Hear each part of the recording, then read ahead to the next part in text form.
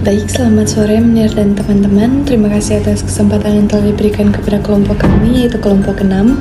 Dan pada saat ini kami akan mempresentasikan hasil diskusi kelompok kami mengenai pokok-pokok pengelolaan keuangan desa.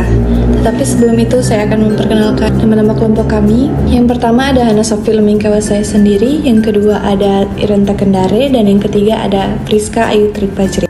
Selanjutnya kita masuk ke dalam submateri yang pertama, yaitu perencanaan dalam pengelolaan keuangan desa. Perencanaan keuangan desa. Pengelolaan keuangan desa melibatkan beberapa tahap penting, termasuk perencanaan, penganggaran, pelaksanaan, dan pelaporan keuangan desa.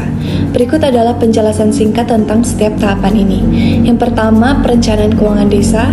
Perencanaan keuangan desa melibatkan penentuan tujuan keuangan desa dan strategi untuk mencapainya.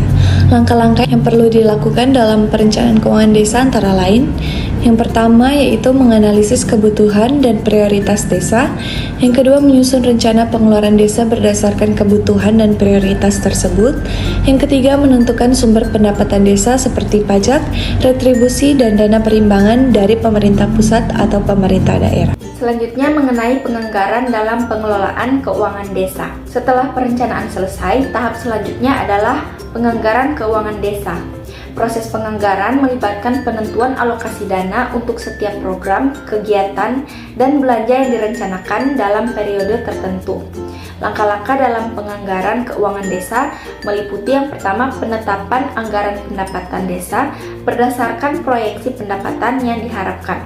Yang kedua, penetapan anggaran belanja desa berdasarkan prioritas dan alokasi dana yang tersedia.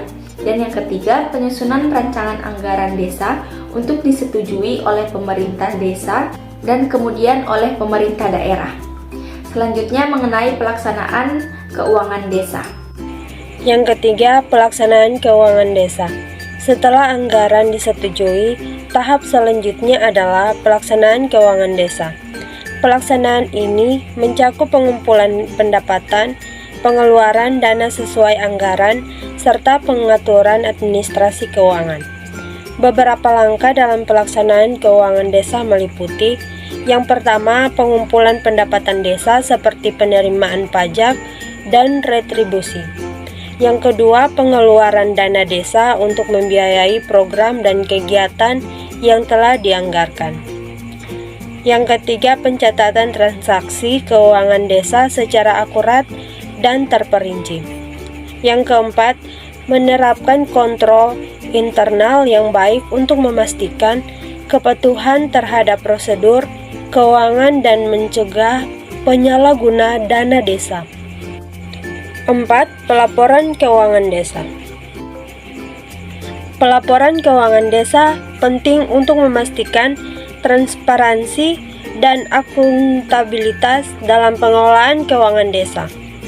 Pihak yang berkepentingan termasuk masyarakat desa, pemerintah daerah, dan pemerintah pusat perlu mendapatkan informasi yang jelas tentang kondisi keuangan desa. Beberapa hal yang perlu diperhatikan dalam pelaporan keuangan desa antara lain: yang pertama, menyusun laporan keuangan desa secara berkala seperti laporan realisasi anggaran dan neraca keuangan. Yang kedua, menyampaikan laporan keuangan desa kepada pihak yang berwenang seperti pemerintah daerah dan auditor eksternal jika diperlukan. Yang ketiga, menerbitkan laporan keuangan desa yang dapat diakses oleh masyarakat desa secara transparan.